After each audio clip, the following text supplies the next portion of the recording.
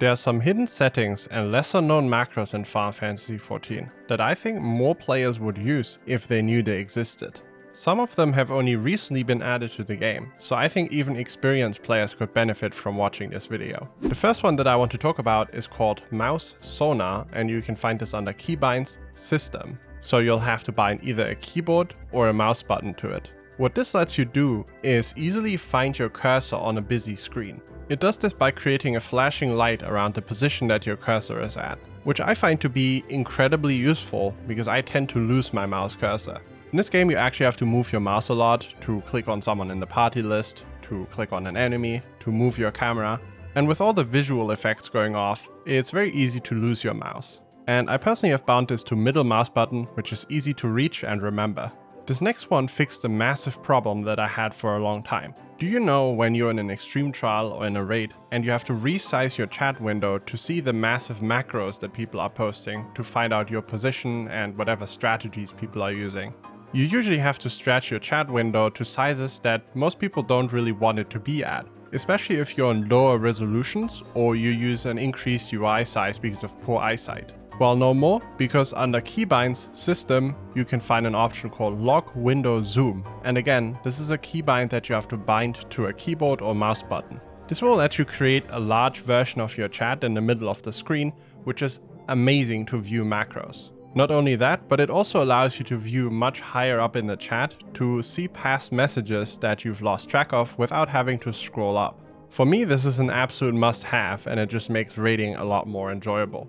Another keybind that I think more people should use is one that lets you set focus targets by the press of a button. Usually you have to click on the target's HP bar and then set focus target. This is a bit iffy to do in the middle of combat, and so I've bound it to a keybind. You can find the option to set this under Keybinds Targeting. I find this useful to track buffs and debuffs, especially if you're using a limited amount of buffs and debuffs for the party list. Alternatively, this can also be used on enemies. For example, it's great to track a second target's casts while you don't have them selected. The next keybind that I recommend everyone use can be found under System, and it's called Confirm. Now, those of you who watched some of my previous videos might already be familiar with this one because it's incredibly useful. Basically, you can use it to turn in items really quickly at your Grand Company, for example. But it's also a must-have keybind whenever there's a patch launch and people are standing around NPCs, because this lets you target NPCs without having to click on them with your mouse. Just walk up to them, spam your confirm button, and you'll talk to them automatically. So this lets you access NPCs without targeting players, even during busy patch launches. This next one solves another issue that can get really tedious, especially if you do a lot of raiding or extreme trials. What I'm talking about is countdowns, which usually you have to open this tiny window for and then press start every single time. Fixing this is actually incredibly easy, and we're going to do it using a macro. But don't worry, it won't appear on your screen because we'll hide it in the next step. All you have to do to make this work, and this is really simple, is go into your macros, select any of the free macro slots and type /countdown and then however many seconds you want the countdown to be. I recommend 16 seconds because it's the least likely to make anyone cry, although you can always go back and adjust the number if you have a long evening of raiding ahead of yourself. Now, go into your HUD layout and find a hotbar that you're not using right now. These will be marked in blue, which means they're currently turned off. If you right click it, you will enable it and you're able to move your macro button on top of it. Do that, remember the hotbar number, and then just hide it again. You can now go into your keybinds and bind the hotbar button that we just put the macro on, just like a regular keybind, and we can use it without the hotbar actually being visible. And using our countdown macro, we're now able to start a countdown with the press of just one button, which just makes everything a bit easier. Using this trick of hiding a macro on an invisible hotbar, we can also create hotbars that we can toggle on and off. I use this to have additional buttons that I don't want on screen all the time, such as my job icons. First of all, find as many hotbars as you want to use for this, and put any actions that you want to hide on top of them. Move the hotbar in the position that you want it to appear and disappear at, and just keep in mind that you can move it anywhere, even in the middle of the screen. There's no danger of you clicking on a hotbar that's hidden. Next up, we're going to create another macro.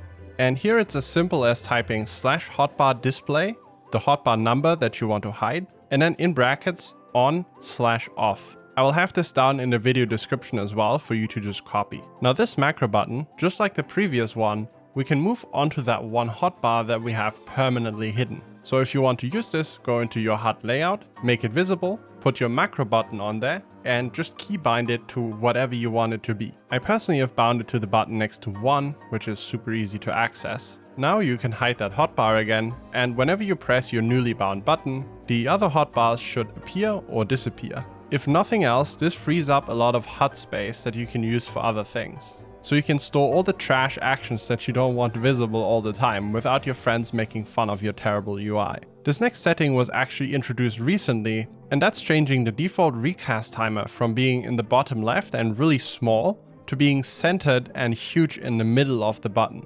This makes it way easy for me personally to track whenever abilities are coming off cooldown.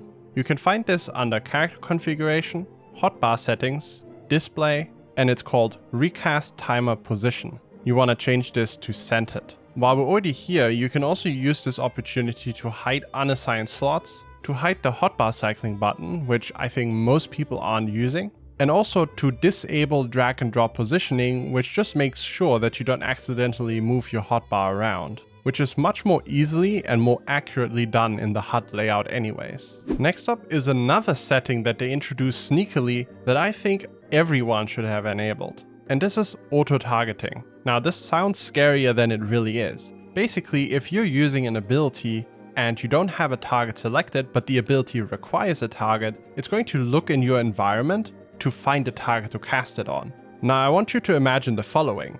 There are some abilities that are AoE that have to have a specific target, such as Machinist's Scattergun or Astrologian's Gravity.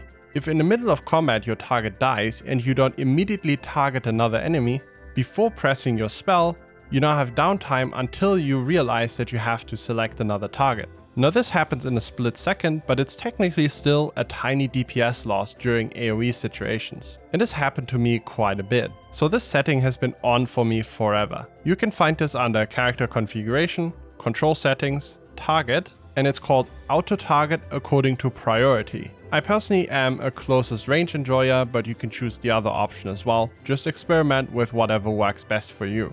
Just enable it and never look back, because there's really hardly any reason to not turn this on. And that's actually it for this video. I hope there was something in here for you that makes your experience in the game a bit better. And if there was, please consider leaving a like, because it really helps me do what I do with this channel and make more videos like this. Thanks for watching, and I hope I'll see you in the next one. Peace.